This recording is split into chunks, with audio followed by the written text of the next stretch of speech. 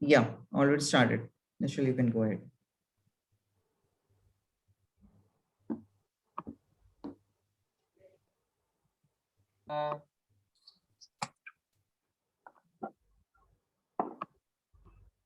Let me know if you can see my screen. Yes, we can. Okay. So my name is Nischal Bandari, as Ankit gave a good information about me. But I go by an alias name on my social media by Urban Mowgli. So if anybody of you wants to follow me, you can check my website or follow me on Instagram or Facebook by the name Urban Mowgli. So I would like to start with this quote, a very famous quote these days among photographers that says, "The best camera is the one that is always with you," and that is your phone. Not everybody carries a camera around, and we are very intuitive to take photographs these days using the smartphone that we have. Now, smartphones these days are very versatile, and we have different specifications, different types of camera specifications, and the capabilities that they can do. But whatever we will discuss today would be applicable for any kind of camera that you have. So basically, I have segregated this session into three different parts. So first, we will discuss about camera and what all different modes it has. I will show you a live camera demonstration, and all of you can probably take your phones out and check if your camera has that. Now, some cameras might have those. The features that I will show will probably be there on your camera, but your cameras might have even more features. So if you need to talk about or if you want to discuss anything apart from what I will be discussing today, you can connect with me personally separately. So the first question before we start, I would like to know is why is phone photography so popular these days?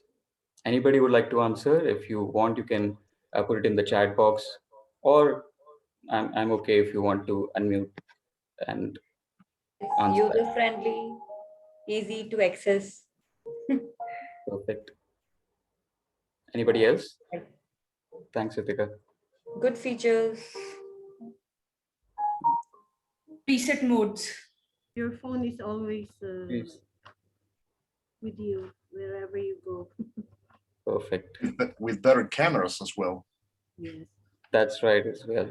The technology is like increasing all digital processes, and the cameras are basically with more detailed and more features. So yeah, that's right. And I've got some answers on the chat as well. Mobility handy, and Rachel is more of a social media person, I guess. Store and share rapidly. Perfect. So the very first thing is, according to me, there are two reasons why phone photography has become so popular. Just 1 minute. The first one is its advantages. Most of you have already said that it's compact in size, it's always with you. It has a better performance in many of the cases than regular cameras sometimes because of all the magic that happens internally when your phone is processing. And these days, the phones are so powerful that they have so much processing going on inside that they can really make a bad photo look better. It's easy to use. You can just point and shoot, and you don't have to carry anything bulky. So, and also with every update that you get on software, it's constantly improving. It does come with a few disadvantages that you do not have. The first one being, probably, which is not listed here, is the image quality is not up to the mark to a DSLR camera yet, but it is very good for any kind of social media that we are doing these days, what we are using it for at the moment. It does not have any uh, interchangeable lens like functionality wherein you can change internally. However, there are accessories that you can buy and attach to your phone cameras as well that will give you some improvement, but it cannot match a regular camera. And also, even though many of the new flagship phones have good low light performance, but not all phones have the low light performance that we can achieve by a DSLR camera. So this was one of the advantages. And the second that I feel why phone photography is so popular is because of these two. These two entities have played a major role in phone photography. And it was already mentioned, You can just click and upload your pics. So before we start, I just wanted to give you a small fact about this. So there are about 85 million photos that are uploaded every day on Instagram. And till now, there have been over 50 billion photos that have been uploaded to Instagram. And Facebook is even bigger. On Facebook, there are 350 million photos that are uploaded every day, and over 250 billion photos that were uploaded as of 2019. Now, we do speak about millions and billions, but a fun fact, I mean, I would like to give you a perspective. We use these terms, millions and billions, so frequently that we don't actually think we know the essence of it. So just to give you a brief, if I give you $1 per second, or let's say if we click one photograph or upload one photograph per second, it will take about 11 days for you to reach 1 million. But it will take about 35 plus years to reach a billion. So if you consider that 250 billion photos on Facebook is like about 8,700 years worth of seconds. Interesting. That's what I wanted to share with you. Interesting. Yeah. Yes.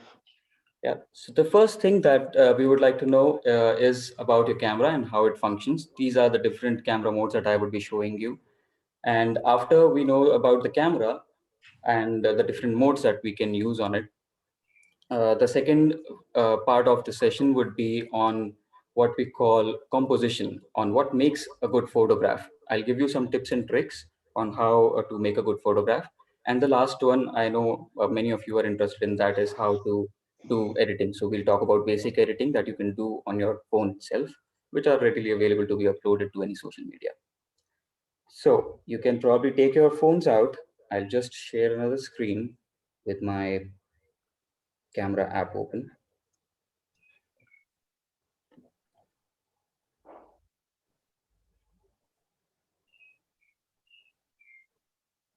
Let me know once it's visible.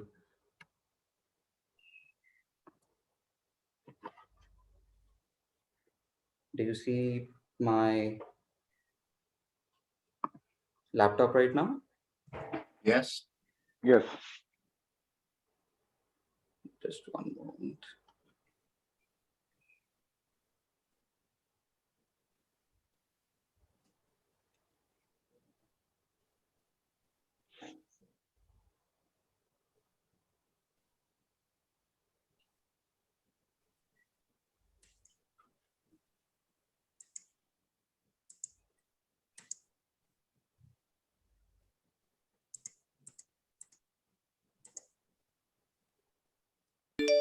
Okay, I think it's working now.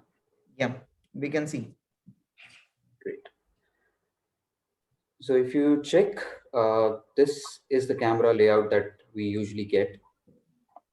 And the first thing that I would like to show you is called an exposure slider. So let's say you tap anywhere on your screen. What happens on your phone camera, or if you're using an iPad or an iPhone, whenever you click on the screen, it will concentrate on that as a focus point. And whatever you click on, that is where the screen will focus at focus at that time. And once you click on that focus point, you will see a small square with a yellow square around it. Just next to that, there is a slider which we don't realize. It's like a small icon of a sun. Can you see that icon when I click on it? Yeah, Moving we can screen, see. yeah. Yeah, Yes. in our screen, I think in the Samsung it is like round, so it's same only. Yeah, it's okay. Yeah, so these features might be different in different phones and different brands, but it will function the same way. So if you click on that icon and you slide your slider up and down, in some phones it might be left or right, you will see that it is changing the screen brightness in a way. As a Yeah. photographer, you might use some jargons. If you don't understand any word that I've spoken, let me know. I'll try to minimize it and explain it to you further. So what we call in photography as exposure is nothing but how your photograph is lit properly. So if your photograph has more light and if it is too bright, we call that it is overexposed, like it is right now because I'm increasing the brightness with the slider. If it is too dark, we call it is underexposed, like you can see on the screen right now. So usually we try to keep adequate light, which is called perfect exposure, right? But there are times in cases that our phones are not able to gauge what kind of light we require, or they usually sometimes overexpose, which means increase the brightness of your subject wherever you are pointing it at. So in that case, the first tip that I would like to give you is you can control it either with the slider, or if you feel that if there is something that is too bright, if you check right now on my screen, my laptop keys are very bright, and I can barely see the laptop body. Let me just do that again. It's so bright that it loses its details. So the first tip is, if you feel that it is too bright, usually you will face this when you are out in the open and trying to click the sky and the clouds are white. You will see that the clouds become so white in a photographs that they lose their details and it doesn't look that good. So if you just tap on the area that is too bright or overexposed, you will see that the camera will detect it as overexposed and it will try to compensate for it automatically. Okay, so this is what I just did. Once it was overexposed, or if I just tilt it towards my bedroom light here, if I just tap on the light right now, it will automatically reduce the light effect, and then I can further reduce it if I want using that slider. Right, makes sense. Yeah. We'll move further. The second thing I would like to tell you about photography on your phone is the portrait mode. Now, what is portrait mode? Portrait mode usually is used on a subject like your face, usually on human beings or a living being like your pets as well. It works fine with the pets also. What portrait mode does is it will concentrate on the subject only, and it will make everything around you blurred, everything around the subject blurred, so that the focus is only on the person you are trying to click. And this is done. This is a feature that used to be only in cameras, in DSLR cameras, but now, like I said, our softwares in our phones have become so powerful and so good that you can do this magic on your phone as well. But that's being done through the software, because this is one feature that requires uh, a better lens, which currently we do not have in our phone. So this is done through a software, and you can use that. Third one I would like to discuss is a pano. A pano is nothing but a abbreviation for panorama shots. Panorama shots are nothing but multiple shots taken together and clubbed together. So when you do a panorama, and this might be different it might look different in different brands. If I click something like from left, this panorama can take a whole view of the whole room from left to right. So what it is doing right now is it is taking multiple pictures of the room and clicking them together to give you a whole uh, linear view of one whole area that you have covered. In some Android phones, you might also get not just left to right, but up and down and even a sphere. Any questions on panorama? I can show you what it looks like. So this is what it will look like that I just took. You can just zoom on it and swipe it from left to right to take a whole view of from left to right what you have. And it is a collaboration of multiple pictures. It might take more 3, 4, and in some cases, in some phones, even over 9 to 15 if you are taking a sphere. Okay. Now, after this, there is one very important feature that I love the most personally. It's called HDR. Now, HDR in iOS, in Apple phones and iPads is a little different. You will have to activate it from the settings menu. If you want, I can show that for iPhone users. Do you want me to show from where it is activated? Yeah, Nischal, you can show them. No issue. So if you, in iPhones and iPads, if you go to settings and scroll down to your camera, there is this slider called Smart HDR. If you enable the Smart HDR, it will automatically do an HDR. I'll explain what HDR is. HDR stands for high dynamic range. When you switch it off, it will give you an option when you open your camera app to enable or disable HDR. Now, what is HDR? High dynamic range actually refers to a concept.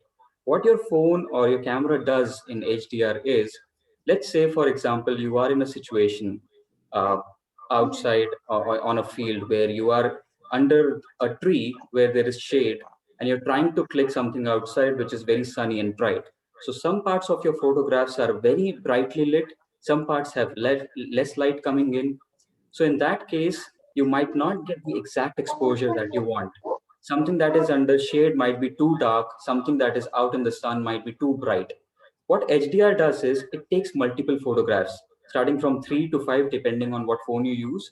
It can take 3 to 5 to 7 photographs sometimes, and it will take all these photographs with different exposures. So it will start with the lower exposure, means it will take a dark photograph first, and then it will take a little more exposure, it will increase the brightness, and simultaneously will take 7 different or 5 different or 3 different photographs depending on your phone, and it will club all of them together.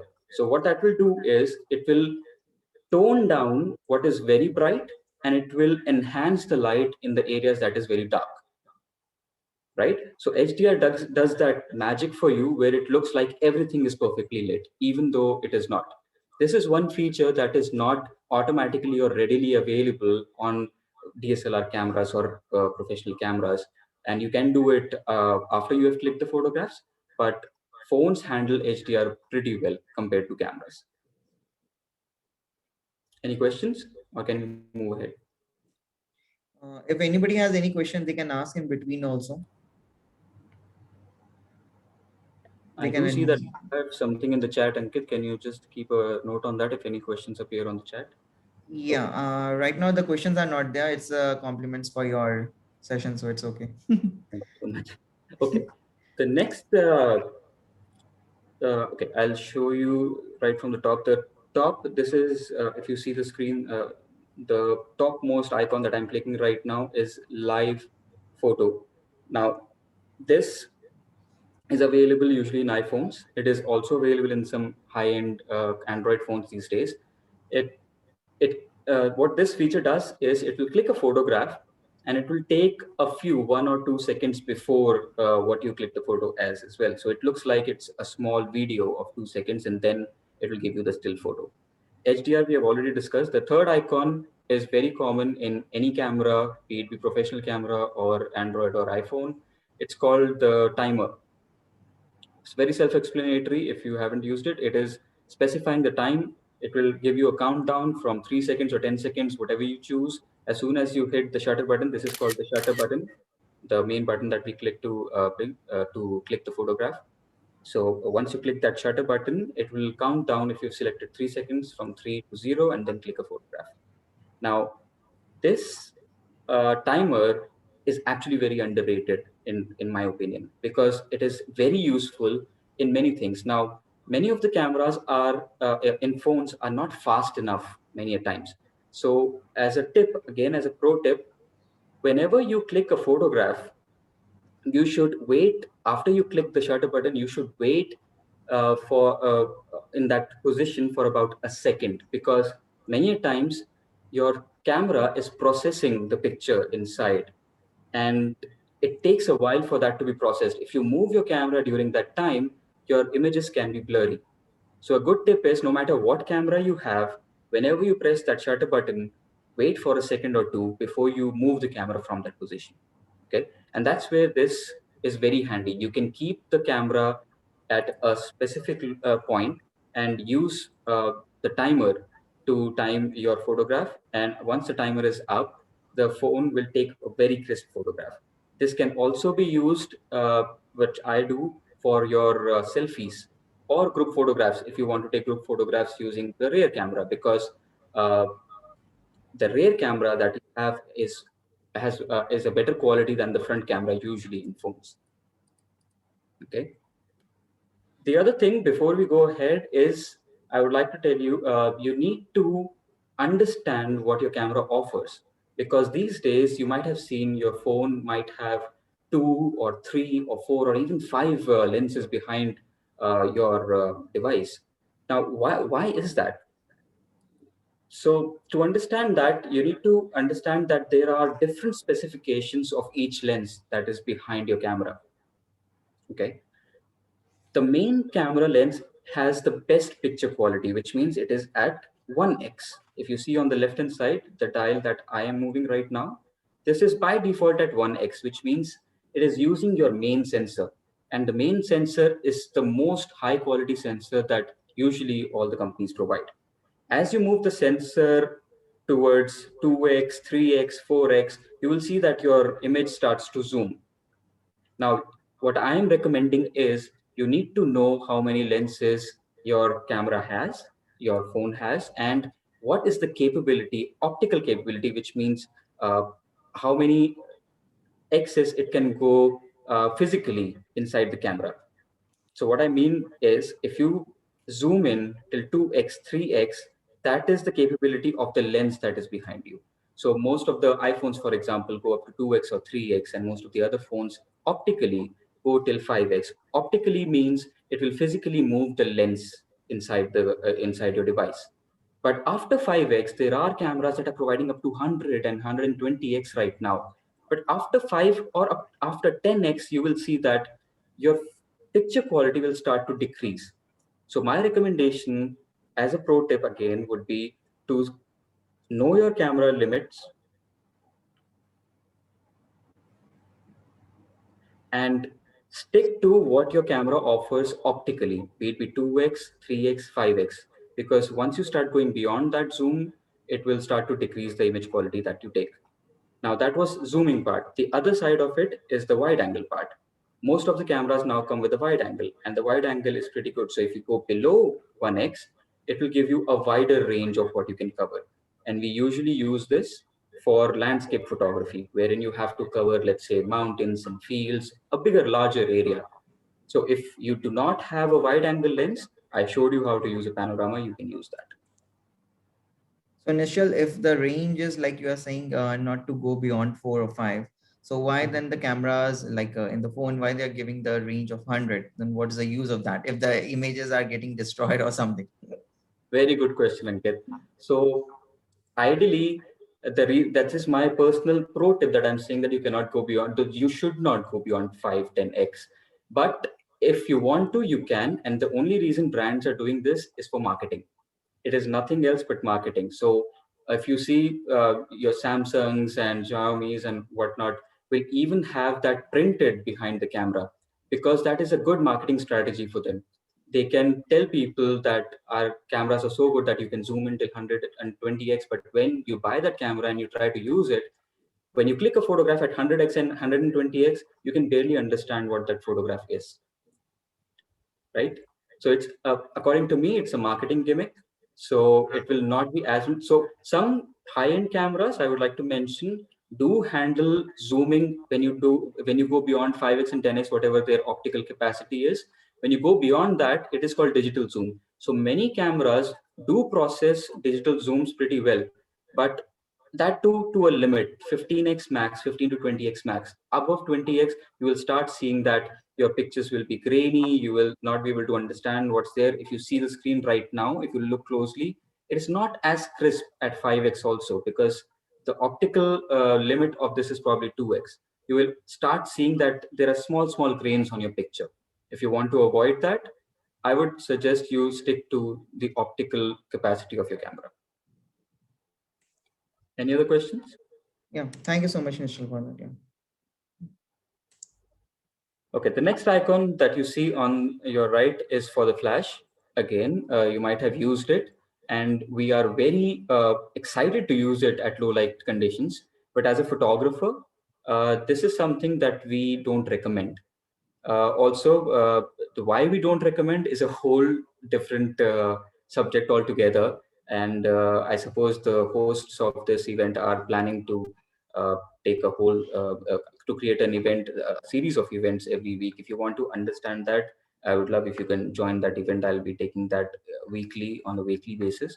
That's where we will discuss more about why flashes are used separately, even in cameras, and simultaneously there are different accessories that you get for your phones.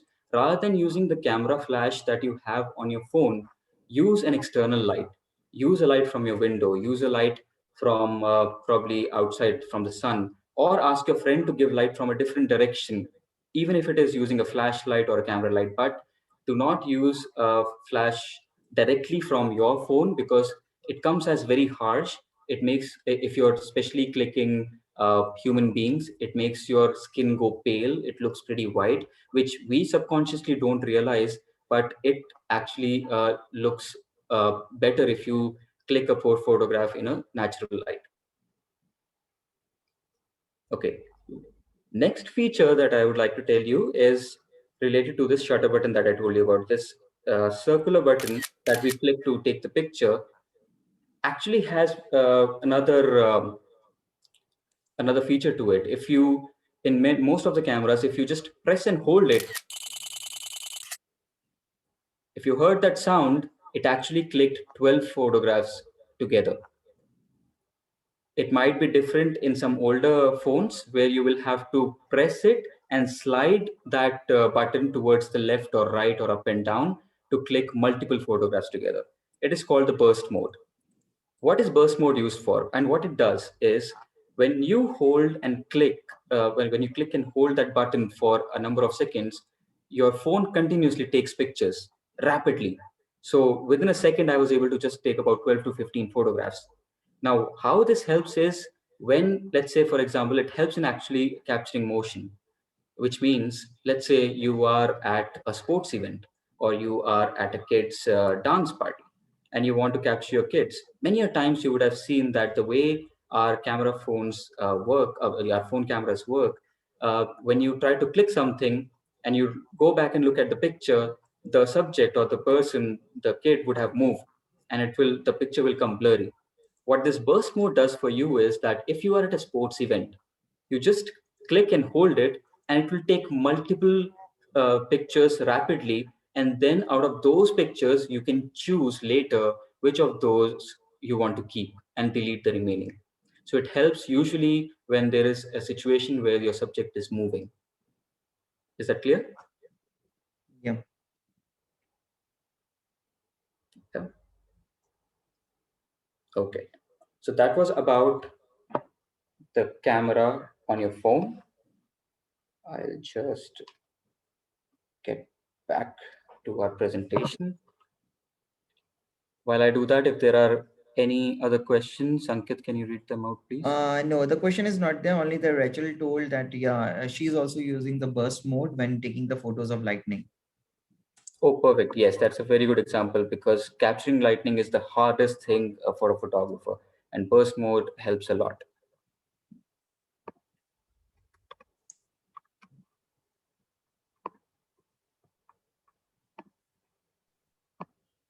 I have a Okay, question, Nischal. sure.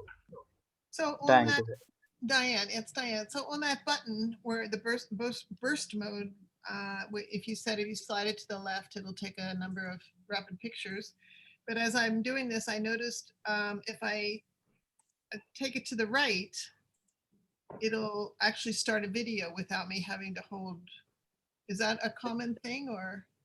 It's frankly, it's not common, Diane. It's your phone that has that feature.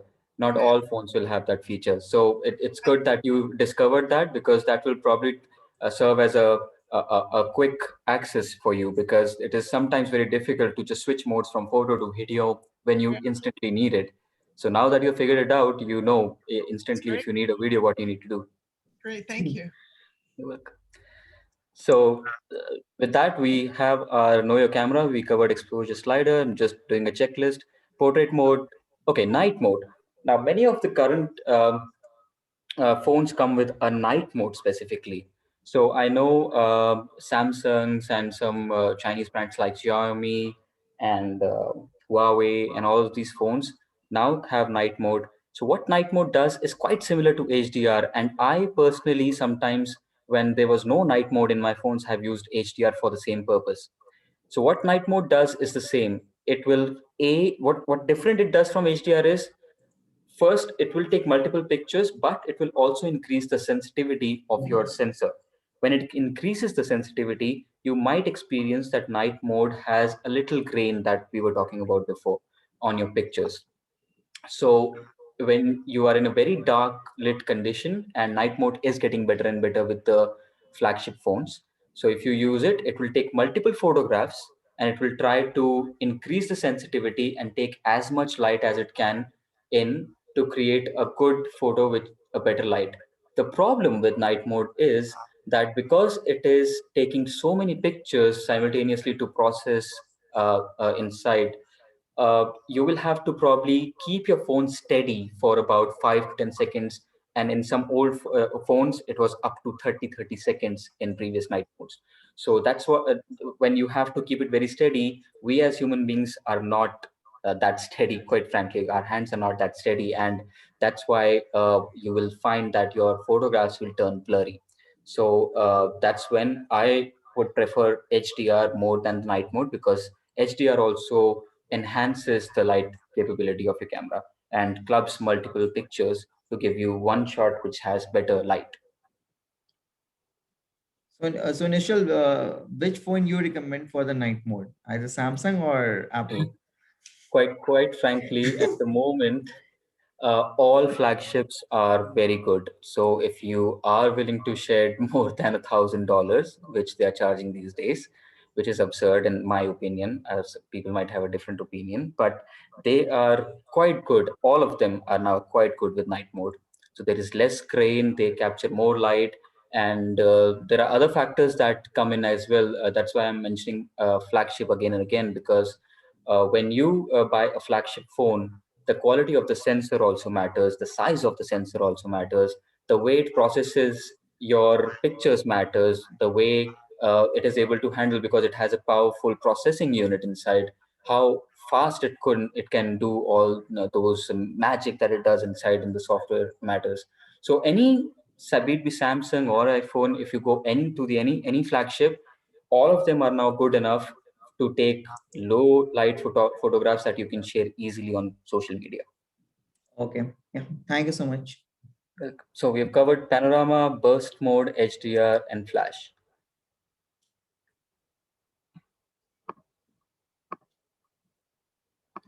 Okay, best practices.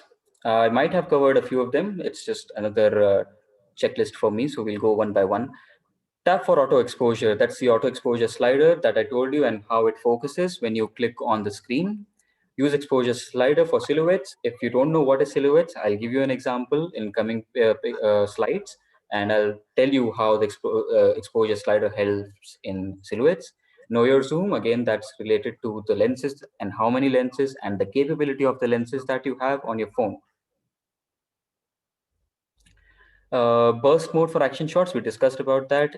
HDR for bad light conditions, we spoke about that. Timer for selfies and group selfies, and pressing and waiting for about a second or two after you press the slider. Okay, use external source of light, not the direct light. Shoot at eye level. This is something, no matter what camera you use, even if it's a professional camera or a phone camera, this is something that will help you. Whenever you are clicking pictures of people or pets, any living being for that matter, it is recommended that you click at eye level. So let's say if you're clicking a picture of a kid, he'll be at a lower height to you. Just take some effort, go down to his level, click at eye level. You will see that the pictures come a lot better when you click at eye level, right? Next point is for selfies. Now, you might have seen, if you can see my, while I'm speaking, if you can see my video, you might have seen many people take selfies like this from an upper angle. And they don't some subconsciously, they don't even know why that is done. I have asked so many friends, and well, they'll just say, well, that's my good angle. That's all they have to say. But there is a reason why selfies look good when they are taken from a higher angle, because from a higher angle, your body looks smaller than your face. Your face does not show your double chin. If you take it from a lower angle, it will show your double chin under your chin. When you look up, your face is actually stretched, and your jawline stretches, which makes it look even more slimmer, and you look even more, your face looks a little bigger than your body, so you look slimmer from the body as well. That's why these pictures look so good on selfies. So that's a tip. If you have to take selfies, take a selfie from a higher angle. Use the grid. Okay, I can show you what it means. Every phone will have this available in the settings tab. If you check your phones, it will say use a grid option, and it will give you different kinds of grids, 9 grids or even more sometimes. So I'll show you why I am asking you to use the grid. It helps you in creating a better composition. And the last one is again the most underrated one, especially for smartphone cameras, because these things are so small. They're always around, either in our pockets or around different things. And the camera lenses that are used in any cameras, be it professional cameras, they get fingerprints and smudges very easily. So when we are so used to using these devices every second, every minute of our life, we forget that the cameras might be dirty. We are so used to touching the camera lens that we don't realize it. So when you click photographs, and if you are doing something that is important for you, clicking something that is important for you, check your camera lens if it is dirty. Many a times it makes a lot of difference and people don't realize that. Clean your lens. Our phones, the difference between the camera lens, a regular camera lens and a phone lens, is that the camera lens is more fragile, and it's more softer than the uh, the the glass sheet that is used on our phones. So our phones can be, they don't require any special equipment to clean them like we use in cameras. You can probably use any cloth to clean your lenses on on your phones. So Any Nishal, question? we have one question from Alyam. Sure. So it's according to you, is there any ideal mobile device for a beginner to start mobile photography with? Quite frankly, Alia, any mobile device is good for any beginner till the time you know what your phone is capable of. Because the answer to your question would be quite subjective. It depends on your budget. It depends on if you have any camera, if you have any brand preference. It also depends on what kind of photography you want to do, whether you need a wide angle lens or not, whether are you okay with just having one lens. So depending on that, you can choose a phone. But for a beginner, no matter what phone you have, you can create great pictures with any phone. Okay, we'll move ahead. Yeah. Okay, this is the second phase of our session today, rules of composition. Since in the interest of time, I'll go a little fast on this one because we have to do editing also. So rules of composition, there are actually, if you ask me, there are no rules in photography. So no, photography is such a subjective area wherein if you um, if something that I like might it's not necessary that you might like it. So for me, there are no rules. I call them as best practices.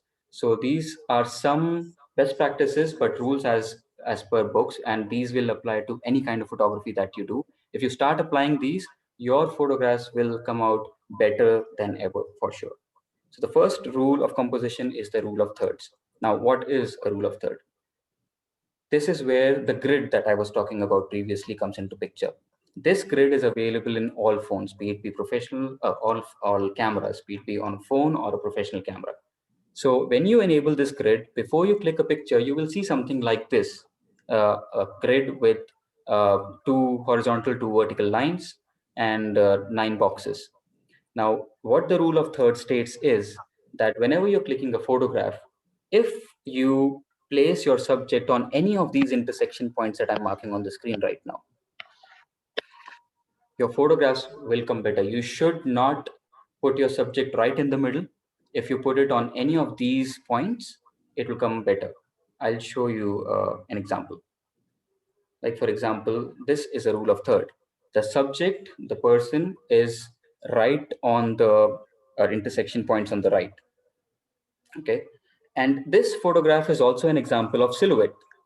So what silhouette is, if you see, this picture is actually underexposed. It is a dark picture. It is not a very lit picture, but it is a creative picture. And if you want to achieve this with your phone, the slider that we first spoke with in the very beginning comes in handy. You don't want your camera to give the exact light as it is in the scene. you would like to decrease the light so that you get something like this. And something like this, where it's like a shadow of the subject, this is what is called a silhouette.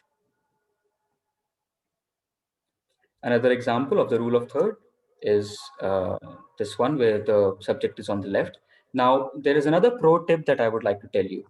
Whenever, let's say in this photograph, for example, the subject is on the left and there is on the right hand side is your free space. So whenever you're clicking any subject, a living being, be it be a human, dog, cat, whatever, a pet, any animal, whenever you're clicking them, make sure that uh, your subject, wherever he's looking at, like in this one, our subject is looking towards the right. In the previous one, our subject was looking towards the left. You need to make sure that your free space is towards where the subject is looking at. So if your subject is looking to the right, keep them on the left intersection points. If your subject is looking to the left, keep them on the right intersection points. This gives more depth to your photograph. This is another example of the rule of thirds. Another example of the rule of thirds, where at the bottom right side is our subject. It's the same photograph of your virtual background. Yeah, that's my background today. Yeah, thank you. This is another example. So you don't have to make sure that it is just Excuse me. on one of the intersections. How can we remember rule of third? What it means, yani? How, from where it is right? Just remember this, that if even if you don't have this grid on your screen, for example, just distribute your photograph or whatever you're seeing in front of you right now between two verticals and two horizontal lines.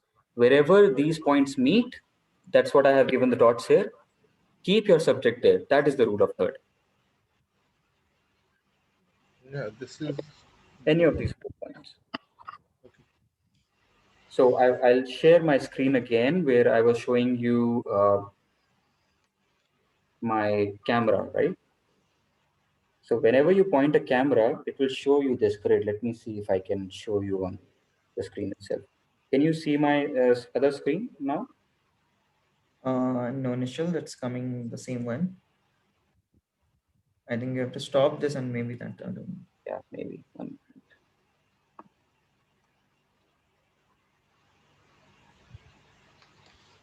In the meantime, Ankit, any questions in the chat? Yeah, we have some questions.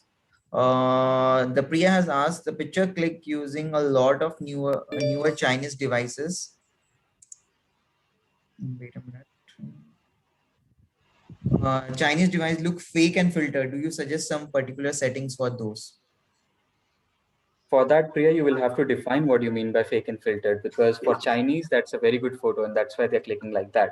So you will have to define what's fake for you, and I can probably suggest you what you can do with such pictures.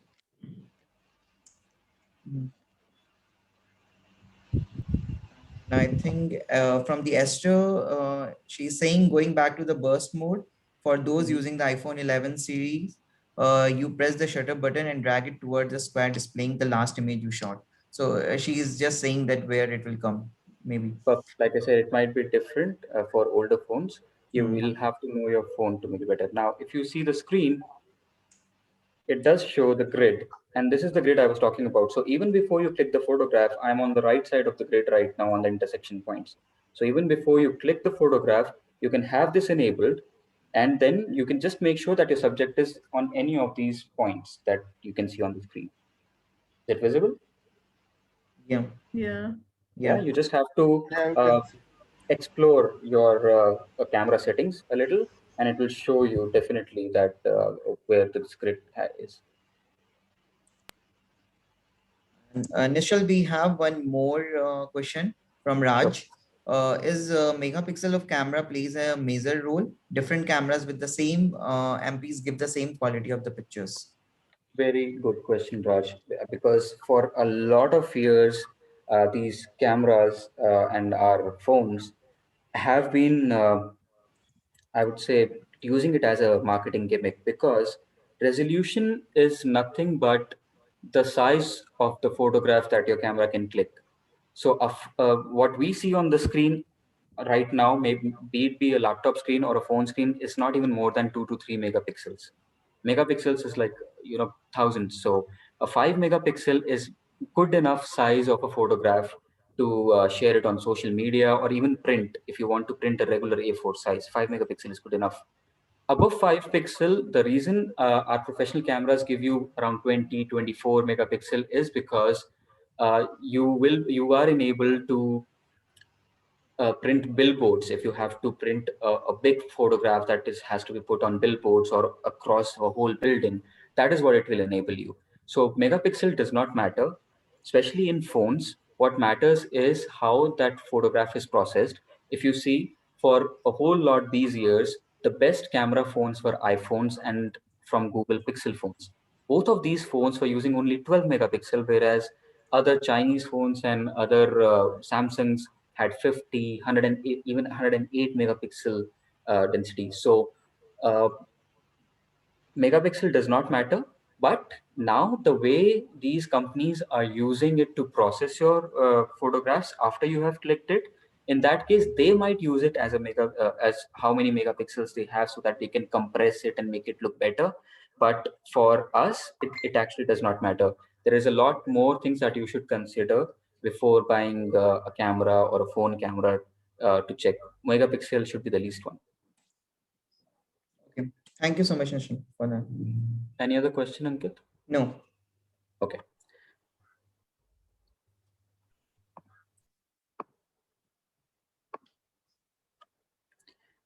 This is just an example of the rules of thirds. Usually what we do is we keep our subjects in the middle of our picture. Now I have just put a comparison between when you put a picture, when you put your subject in the middle, or when you use the rule of third on the right one. So you can probably decide by yourself which one is looking better. Again, like I said, I call them as best practices, not rules of thirds. If you find the left one is better, if you feel if we replace the subject with a pet or a person, it will look better, go ahead, do that. There are no rules in photography. So if you want to break any of these that I am mentioning, please go ahead. The second rule, as they say, that I would like to mention is leading lines. What is leading lines? Leading lines is nothing but these are components inside your photograph that will lead a viewer's eye towards the main subject. Like for example, in this photograph, if you see, the railings or the bridge is actually creating different lines, and right in the middle you have the main subject that they are pointing towards. There can be, it's not necessary that you have straight lines, like in this image also there are straight lines, but leading lines can be different ways of diverting your viewer's eye towards the main subject. Like in this one, even though it's a zigzag line, the first thing you will notice is the line and where it is going and where it started from. This is another example of leading line where the pavement is being used as a direction for the viewer's eye to look at the church. Another example of leading lines. This is a very complex and very interesting example of leading lines wherein our main subject is right on the right hand side, the kid, and there are multiple lines that are made from the shadows and the stairs that are leading all towards the kid. So even if you try, even if the kid is at the right bottom corner, you cannot miss him because all the lines are leading towards him.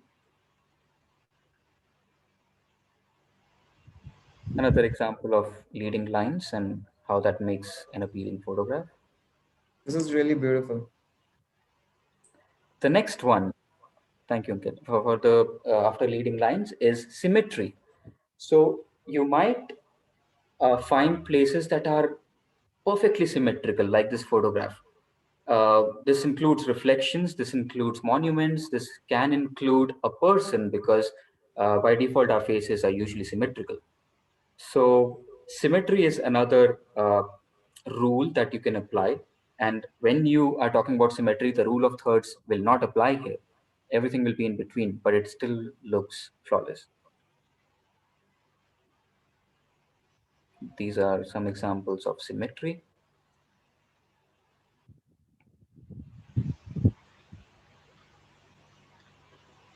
Is this a book or what? The previous Yeah, one. that was Okay. a open book on probably a sheet of glass or something very reflective.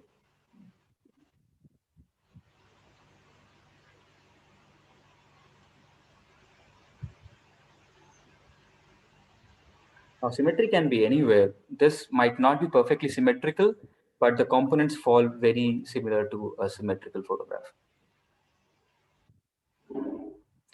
The next rule after symmetry is using frames. And by using frames, you understand what frames are, right? But when you click photographs, there are frames around us, like this gateway, if you see. It is creating a depth when you try to click it. The photographer is probably inside some kind of a covered area and clicking from there using the gateway as a frame for the monument. So look around if you can find frames. This is another example of a frame from inside the tent. So if you just picture this picture taken from outside the tent, it will look like a normal landscape. But just because it has been taken and you can make out from where it has been taken, it actually gives you like a story from where the person has clicked the picture. And it is giving a more appeal to the picture because of that. So look around for frames. Now, this is a very complex example of a frame. The frame that has been created is by the leaves of the tree. And all of them, this can also be an example of leading lines because all of those leaves are pointing towards one monument and it are creating a frame as well. Another example of using a natural frame. And this is another example of a silhouette because you can only see like shadows and it's not perfectly lit. Another very interesting example of a frame from between the chain. Okay, now another best practice that the photographers really preach is using the golden hour or the magic hour. What is a golden hour? So right before sunset and just after sunrise, the kind of light, the natural light that we get is the perfect lighting for photography. So if that is the golden hour that we call. So maybe 1 or 2 hours after sunrise and 1 or 2 hours before sunset. That's when your sun is not very harsh. It gives a beautiful orange lighting, which according to us is the perfect light for photographs. And you will see that your skin tone and if especially you're clicking human beings or even landscapes come very beautiful when you use during these hours. That is another reason, another pro tip is why we avoid the flashes on the phone or a direct flash because flashes or white light that we use in our houses, the tube lights that we have, they're all white light and those are not very appealing. They don't bring the exact colors that we want or that look appealing on a photograph.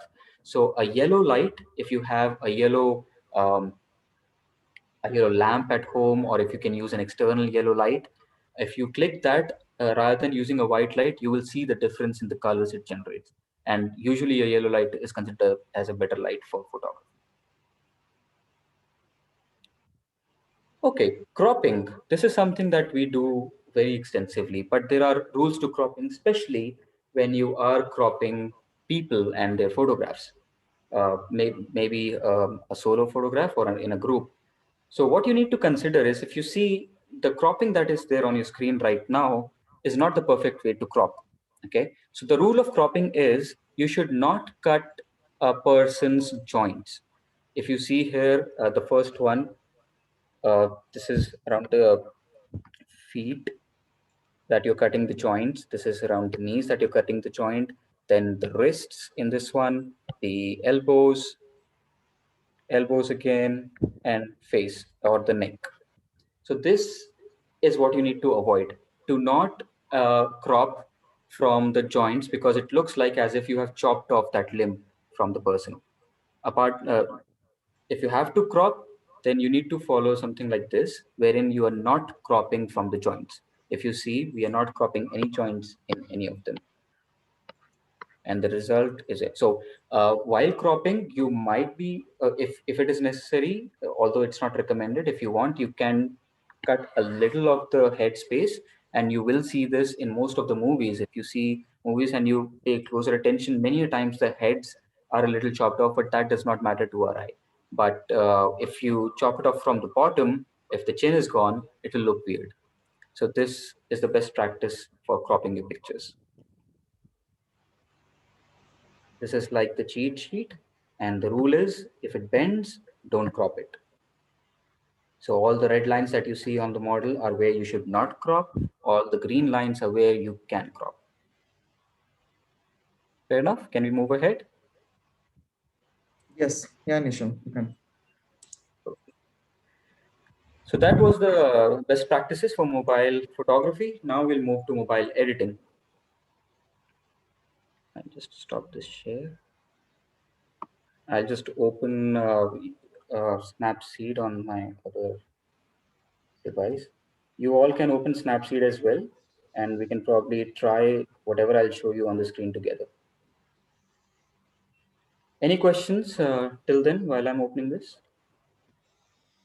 No, only Ritika just told that she always try to look for the frames for sunset photography. Perfect. And Angie is inviting you all to join the Doha photography group, where we have a lot of activities, and we will be having a lot of activities from Nishal very soon from the next month onwards on a weekly basis. Okay, so just open it again. So Snapseed, if you all have opened it, this is what it looks like. I showed the icon on my previous presentation. I'll just open that. When you open it for the first time, this is the screen that you will get where it says tap anywhere to open a photo. Okay, I'll try to go slow. You tap on it. It is the same for Android or iOS. When you tap on it, it will give you an option to select the photograph you want to edit. I'll just open something from my device. Okay.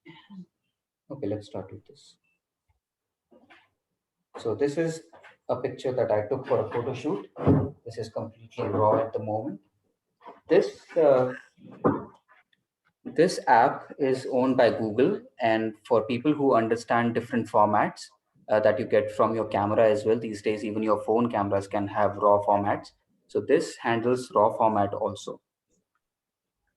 Okay, so that's why this is showing me raw format. But for usual, when you open it, you will get something like this. Let me just tilt it. This is how it will look like for you the very first time you open a picture, right?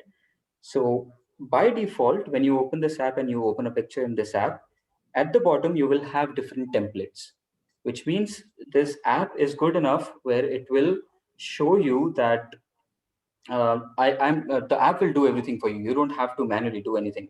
So if you go ahead and click on portrait, it will do some changes on its own. If you click on smooth at the bottom, these are all templates, looks that it will change on its own. Pop, and it will pop the colors, right? So you can use any of these if they are as per your liking. But if not, the next thing that we need to explore is tools. Now, there are different options that we have under tools. We will go through them one by one. Ignore RAW because most of the phones will not have RAW at the moment. RAW is a feature of a professional camera. We will ignore that. The first thing that we need to consider is tune image. So if you click on tune image, it will give you a few options that you cannot see. So how to access those options? Just first thing, you can, on any of your smartphone, if it is a touchscreen phone, you can pinch and zoom in and zoom out to see what you're doing with your photograph. Right now I'm zooming in, zooming out using 2 fingers so that I can see clearly what's happening to the subject, the main subject. Now to access tune image and what options it gives, use just 1 finger and try to just scroll anywhere on the screen. You will see different options on the screen: brightness, contrast, saturation, ambience, highlights, shadows, and warmth. This is the first option, tune image, and the sub options that it gives. So we'll start with brightness. Brightness is probably the most easiest one. Once you've selected brightness, by default, when you select tune image, it will be on brightness. Just move your finger left or right. and it will show you brightening or reducing the light of your picture. So let's say, for example, if I want to increase the light, that's the brightness. Okay, on the top, it will show you what change you are doing. Like in this one, it is brightness, and it will give you a slider. So brightness is just increasing the light of the whole picture that is there. Now we'll move to contrast. What is contrast? So in layman terms, to understand what is contrast, you can play with it to see what changes it does. So what contrast does is it tries to um, match between the different shades of a similar color, which means if you increase the contrast, it will try to darken the darker parts of your photograph. It will try to increase the light in the lighter parts of your photograph. If you reduce the contrast, it will do opposite. It will make it even look even dull. So even the darkest of parts will start looking a little brighter. But if you increase the contrast, it will enhance. If it is dark, it will enhance the darkness of the color. If it is light, it will enhance the lightness of the color. Right? Fair enough. So you can slide and decide where you want to be. At any point of time, if you want to see what changes you have done from the pic, on the right top corner, you will see a small icon. On the right top corner, there is a small C, and then there's a small slash, and then a small C. When you hold that, it will show you the original picture. And when you release it, it will show you what changes you have done. Yeah, that's good. Yeah. So you Yeah. can review what you have done, and if there is anything else that you want to change when you use that icon at any time in a processing of the picture. Okay. So we were done with brightness. We were done with contrast. Now let's do saturation. What is saturation? If you increase the slider, it will help you understand what saturation does, but I'll try to explain it. So saturation, particularly in these days of Corona times, I would like to give you an example. Saturation, these days, we are hearing more about your oxygen saturation in the body. So what does that mean is that whatever you have, whatever color you have, whatever oxygen you have, the saturation percentage denotes how much uh, extreme it is, right? So if you see the skin color of this person, if I reduce the saturation, it will just get pale, almost like it's black and white. If I increase the saturation, it will make it more red, which actually is our the tone of our skin. So saturation will increase the depth of the color that you're working with. Let me move it extreme right so that you can see it on the screen. Extreme right is very orangish.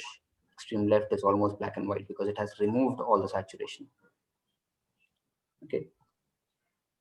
The next is ambience. Now this is one um, feature that I love ambience, because ambience is not actually a specific term that we use in in photo editing.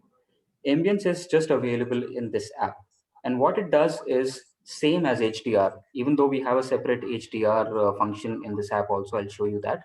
But this is like HDR, like we discussed before. So it will increase the darkest uh, parts of your photograph, and it will reduce the light. So it will give more emphasis on the subject if you increase the ambience. Right? So even before you start increasing brightness or contrast or saturation, I personally go to ambience and check what it is doing automatically, because it is not just increasing one thing, it is making changes to multiple things together. So that's why I prefer using ambience first, and you will see what changes it has brought. Okay. The next one is highlights. What are highlights? Now, highlights are actually the lighter part of your photographs. So if you see on the screen, we do not have anything that is very brightly lit, but let's assume that if there were white clouds behind this subject and it was very white, if you reduce the highlights, it will reduce the whiteness in the clouds, and it will actually give you some texture in the cloud. So reducing the highlights is actually reducing the very bright areas of your photograph. So if you increase it, it will increase the uh, brighter part of your only the brighter part of your photograph. If you reduce it, it will reduce the brighter part of your photograph. And you can see that right, extreme right is brighter, extreme left is darker. Now, you might ask, how is it different from brightness that we used in the in the first one? The difference is brightness impacts the whole photograph. It impacts all the elements of the photograph. Whereas if you see, highlights is actually emphasizing more on just the highlighted part of the photograph. Okay, so I'll increase a little highlights and we'll go ahead. Shadows is just opposite of highlights. Shadows are the darker parts, as the name suggests, the shadows of the photographs. If there are any shadows, you can make them darker by moving towards the left. You can make the shadows, if there is something that was in the shadow and you're not able to see it, let's say a face or something, and if you increase the shadow, it will increase the light on the darker part. Concentrate on the torso of the subject. If you see the stomach area of the subject, when I increase the shadow, it will make it more brighter and it will get more clearer. Yeah. So that's increasing shadows. And warmth and saturation go hand in hand. So warmth will increase the temperature, as we call it in photography, of the whole photograph. So if I increase the warmth, it will make the whole picture more yellowish. And if I decrease it, it will make it more bluish. So if, let's say, for example, you have clicked a photograph inside, like I said, in a white light, like the tube lights that we have at home, and you use that, and you will get something like this that is there on your screen right now. Or even if you're clicking on a cloudy sky outside, it will be all bluish. So if you want to add some warmth to it, you can use the slider. And some people actually like warm pictures, which means they are more inclined towards yellowish or orangish tint. So if you want that, you can put it a little on the right hand side. It will increase the warmth on your picture. Just a fun fact, the reason for so many years everybody said that iPhones have better photographs is because iPhones usually increase the warmth of your pictures. And as human beings, our eyes find warm pictures more pleasing. So if you want to consider that, this is a good option to choose. Okay, so this was everything. If you all the options, when you slide it, the same options are available at the bottom of the screen. If you check, if you There's a click on the question. edges. Yeah, Nischal. Nishal, somebody asked, can I ask you to explain ambience again? What is the Sure. ambience? So Diane, ambience is it will work on the lighter and the darker parts of the photograph together. So if you increase the ambience, it might increase the light on the lighter part and on the darker parts, and it will decrease the light if there are any lighter parts. So it does that brightening and reducing shadows and highlights for you automatically. So you just move this, you select ambience and move the slider left to right, you will be able to notice what it is doing. So the best way to learn all these options is by trying them. I would recommend you practice them. And as and when you practice more, you will understand how it impacts your photograph. Can we move ahead?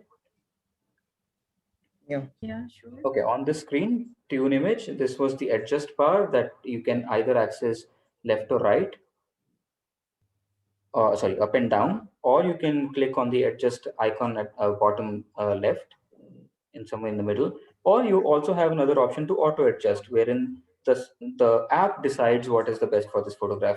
I barely use this myself because this does not give me the desired results. So I use adjust and I adjust whatever I want myself.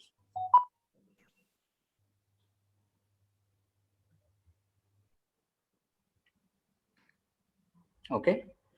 Once you're done with your editing, you can check it from the right top corner icon, what changes you have made. You click on it, it will show you original. You leave it, it will show you what you have done to it.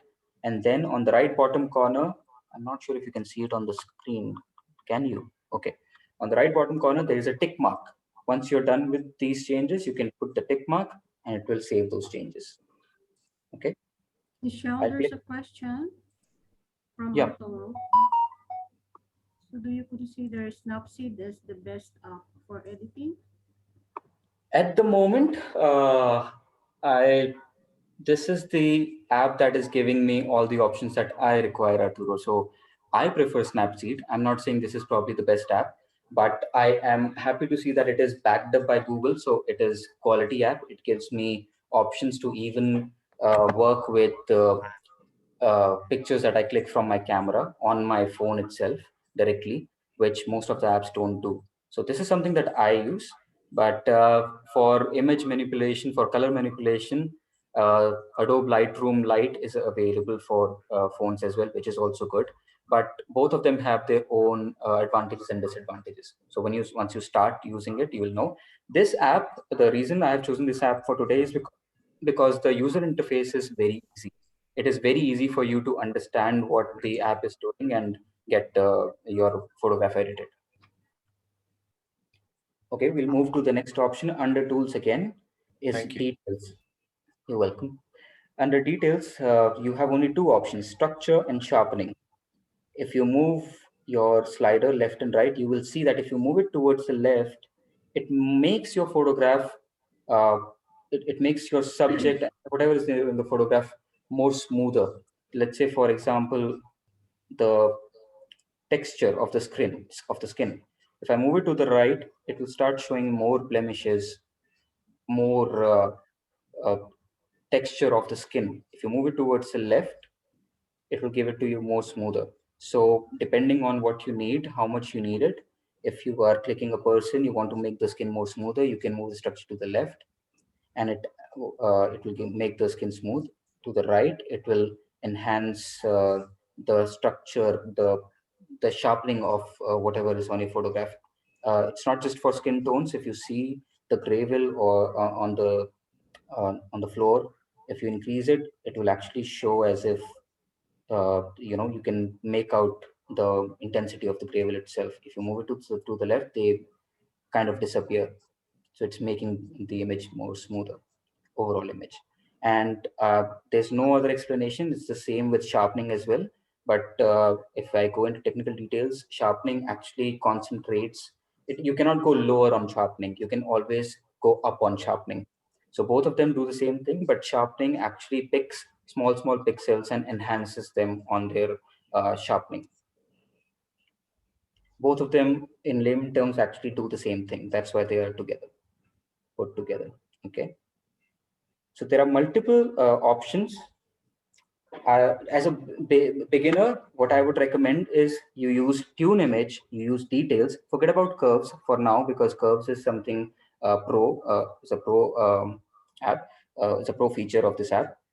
White balance also you can try if you want to adjust the white balance. This is more to do with temperature and tinting that we discussed before. This is specifically for that. So you can give it a green tint or a purple tint, and temperature of cooler like yellow, or warmer like cooler like blue, or warmer like yellow. Okay, or you can also ask the app to auto adjust at the bottom down left corner, or a neutral color. Okay, this is something that your phone camera will manage on its own, so you will not have to worry about that, because usually our phone cameras are made in such a way that they actually capture the scene as it is in the auto mode.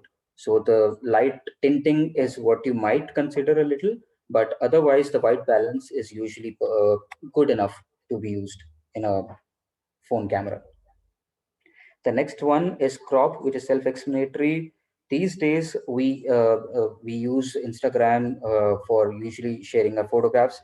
For Instagram, if you consider, Instagram usually has their best pictures posted as a square.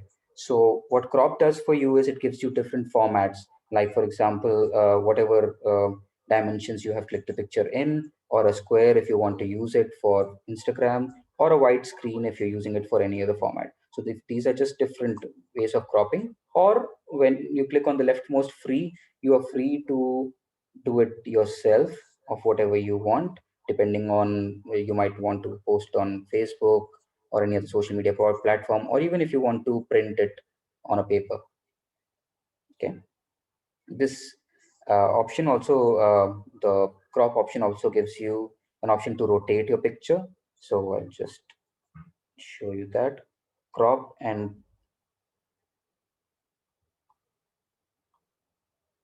for some reason I'm not able to. Okay, there is a separate option for rotate as well that you can use if you want to flip the picture left to right, if you want to rotate the picture, if you have clicked it in landscape, you want to make it portrait, depending on that, you can do that using rotate. The next option is perspective. Perspective is also used to rotate, but it gives you, okay, so what is perspective?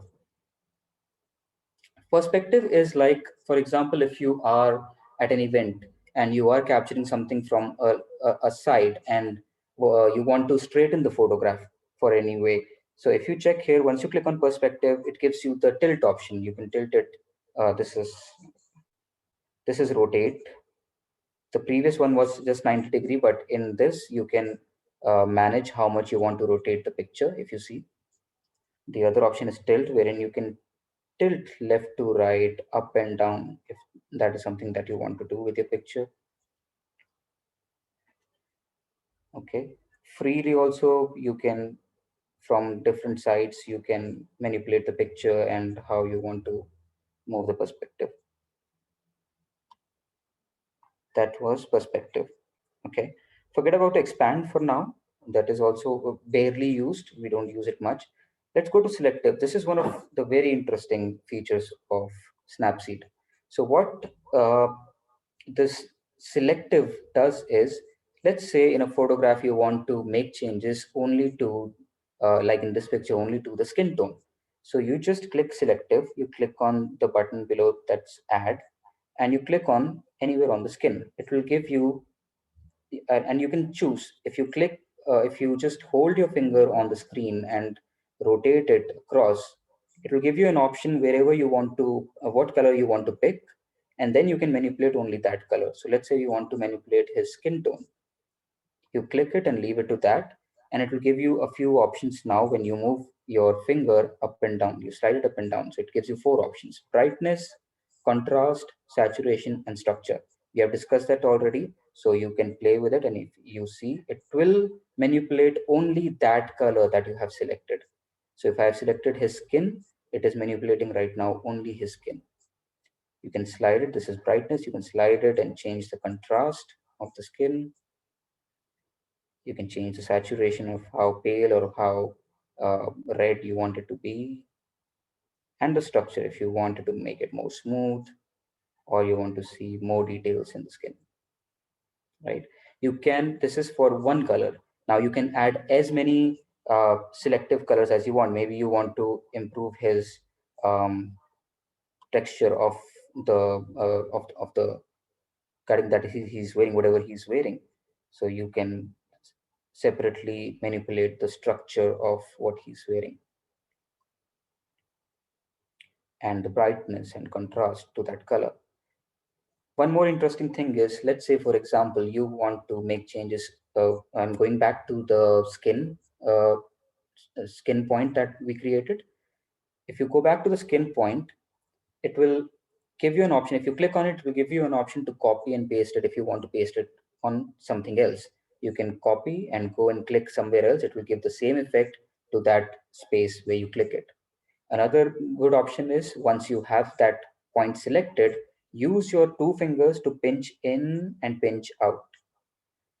If you see on your screen, you will see a red tint. That red tint is not actually red color. It is showing you what area it will manipulate. So if you pinch it in, you can reduce the size of manipulation.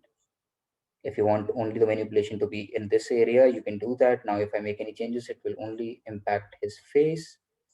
But if I pinch out, it will impact all his skin on his body, right? Pinch in again, only on his face. Sorry, only on his face, and pinch out the whole body.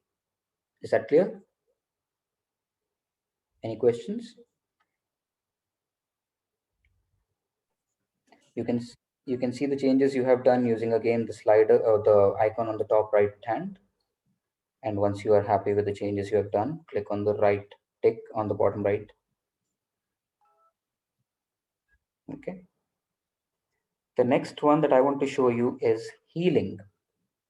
Healing is a very powerful tool. So if you see here, let's say, for example, there are some unwanted things on your picture. Like for me on uh, the floor that we have used here, you have some stones that I don't want to be in the picture.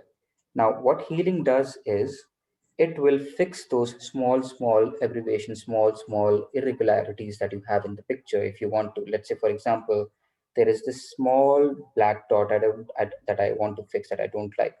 I'll select healing, I'll focus on this, and I will just highlight it like this using my finger. Once I remove my finger, you will see it's gone. So what this app is doing right now is it is taking into consideration what is around that area that you have highlighted, and it is mimicking the same on that area that you highlighted, and it will just paste that there. So for example, there's another black dot here. I want to remove that. You highlight that, and boom, it's gone. This can also be done for blemishes on the skin. If you see, like, for example, pimple, highlight that, it's gone.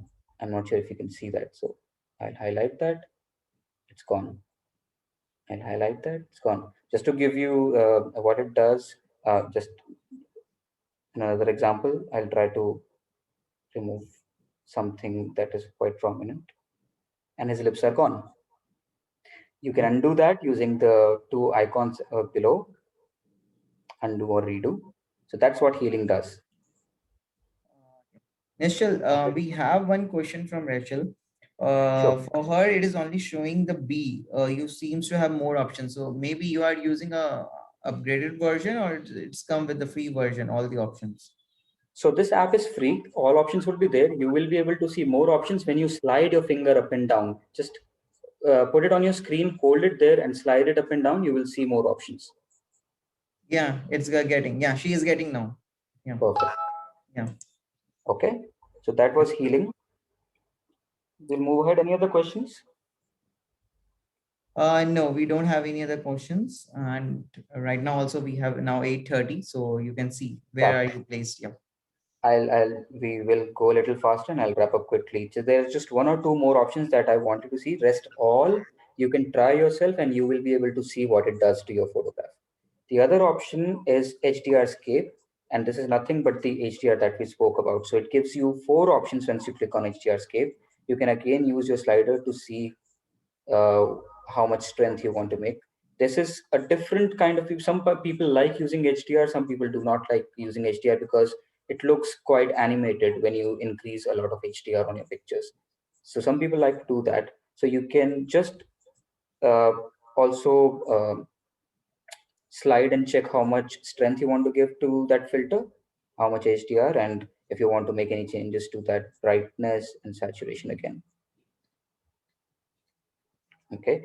Usually when I have people in my photographs, I use people. Rest all three that you see at the bottom, I have tried using them and I don't like them. You can probably try them yourself, play with them, and you will be able to see what changes it does to your picture.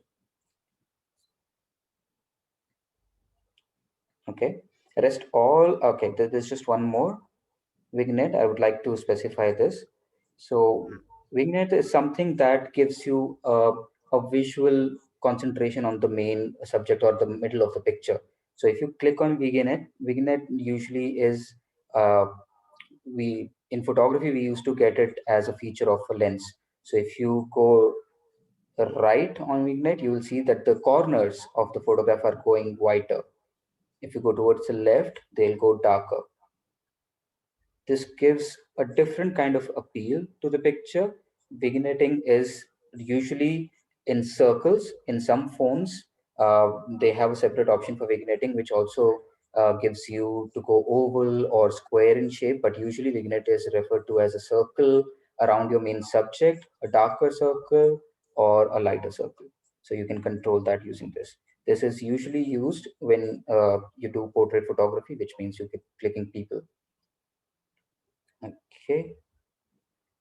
So these were the options that I wanted to show you. Now, one pro option that I would like to show you with this app today is you can go back to all the changes that you have done and you can specifically make changes to them.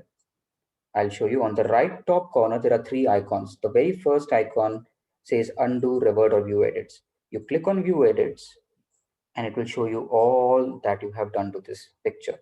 Now, after many a times you have reached so far, you think, oh no, I don't like something, I should have not done that. Maybe it was rotate, maybe it was crop that we did. So if you want to make specific changes, no matter what edits you have done to your photographs, you can go back to the previous edit.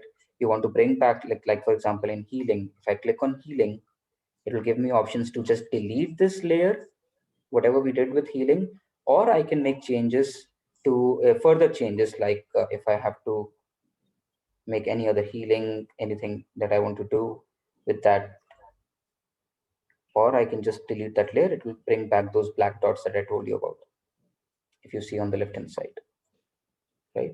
So you can go back and manipulate whatever you have done. Let's say, for example, details. Now there's another option that I want to tell you. Let's say, for example, tune image that we did in the very beginning. You have tuned image, but you want those changes to be applied only to certain parts of your photograph. You don't want to change the whole photograph. Once you click on the masking, you will see it will give you an option of at the bottom, decrease, tune image, increase. What that does is I can highlight and select what part of the image I want to be manipulated. Whatever I did with that layer, I highlight that and it will make changes only to that part of the photograph. So my all other photographs remain the same. This red is showing that I have selected the changes I want to make, and once I click the tick button, it will make changes only to that part of the photograph, and it will not touch any of the photograph.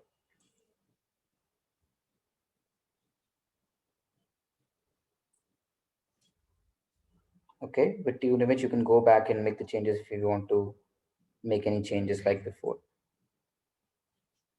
This is a very powerful feature which is not usually available on any other editing apps, and it helps you pinpoint how you want your photograph and which part of your photograph you want to look. Just one last feature I would like to show you. This was one pro feature. The second pro feature is something called double exposure. If you see, it is the third one from the bottom, third last option, double exposure. Now, what is double exposure? You will have to play with it to get it right. Double exposure lets you uh, merge two pictures in one. So what happens is many a times you are, let's say, for example, you're clicking a photograph of a group and you have many people, and there's always one person in that group who will always have his eyes closed when as soon as you click the photograph. So you click multiple photographs to make sure that his eyes are open, but by that time, other eyes gets closed.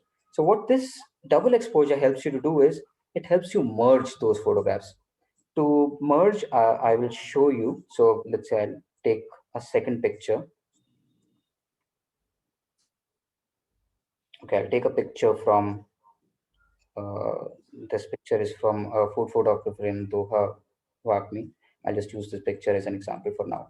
So let's say if I have to include certain parts of this picture, not everything. Let's say I'll use this glass and I'll put it on his hand. I'll just increase the opacity so that it merges that. And now when I go back, view edits, and I try to get that back, I can only get, it's like using two pictures on top of each other, and you can choose which part of the other picture you want to bring in front to this picture. And if I just mask it and use it, well, it doesn't look that great, but you get the idea. You can get something from the old picture to this picture. And whenever I will save this picture now, if I save this picture now, you can go to export and save. This picture will be saved as if this person has that glass in his hand.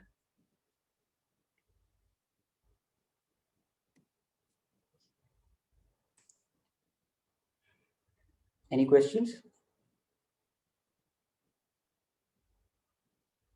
No questions, Nischal, as of now.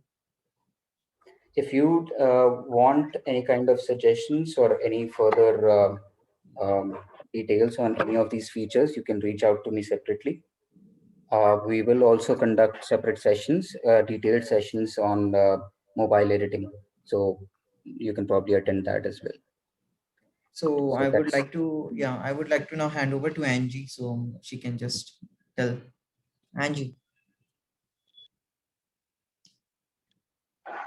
Thank you so much, Nishal. That was a very nice presentation and very informative. Anyone has questions? I think it's very much appreciated whatever he has enlightened our backgrounds and expertise that he has given us. But I think he should post his business card again to get his address and the Facebook and the Instagram addresses Yeah, yeah. also. Yeah, we will share. We will send to all attendees his Yeah, information, details, and then, by the we will, way, yeah, we the can Doha ask the photo. Nischal also to put it here. Nischal, you Yeah, can yeah. put it in the chat box and here also all the information of yours.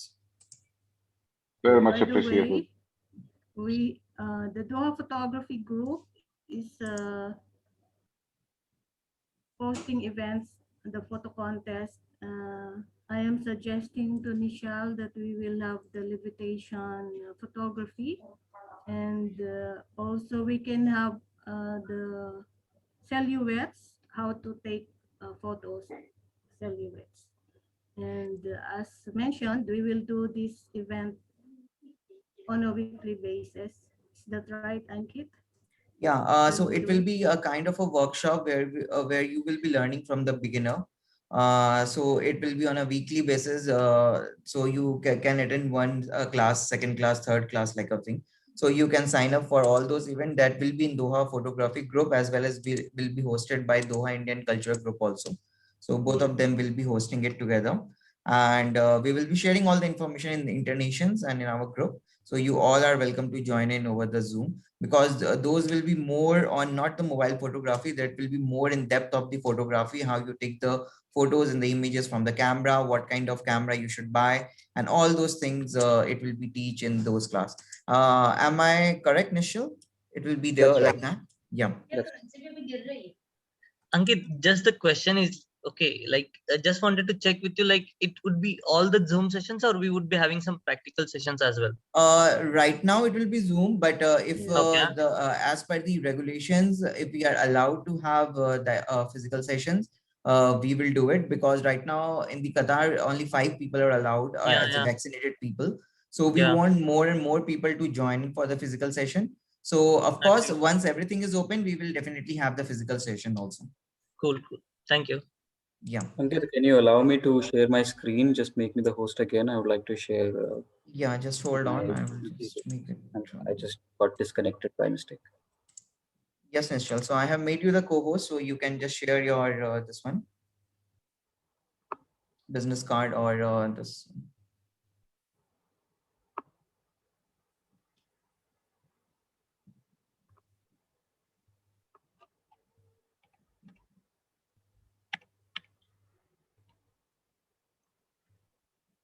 So everybody can see it is there. His website is there, www.urbanmogli.com. He is in Instagram on Urban Mowgli and on the Facebook also. yes. You can even leave a message on Internations. I am not that regular, but I keep checking them on and off. So I'll be happy to get back to you. Yeah. And Nishal, a lot of I think compliments are coming in for you. Amazing session. Yes, Looking forward for the next one. yes, yes. Yeah, thanks, great presentation. Thank you, Nishal. Thank you for information you provide with us. So it Yes, was like I will be giving to Angie, who will be giving this a vote of thanks to you. So Angie, yeah, yes. you can give it. Thank you all so much for joining us tonight for this official event, the Doha photography official event, and looking forward to see you all again in the next event of the Doha photography.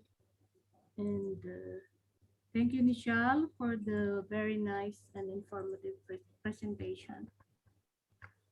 Thank you so much, everyone. And thank you so much for the host to giving me this opportunity to present it again. I'm looking forward for everyone to join for our future sessions as well, and the contest that Angie will be posting soon on Internations. Yes, we have a lot in the platform. Just look for it. Thank you so much.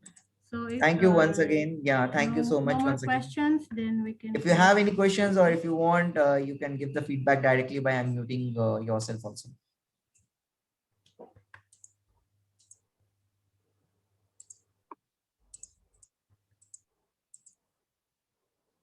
I think, Nischal, everybody has become now intermediate or advanced, so they don't have any questions in that. Okay. Okay, that's all for tonight. Thank you all so much. Bye for Thank you now. all.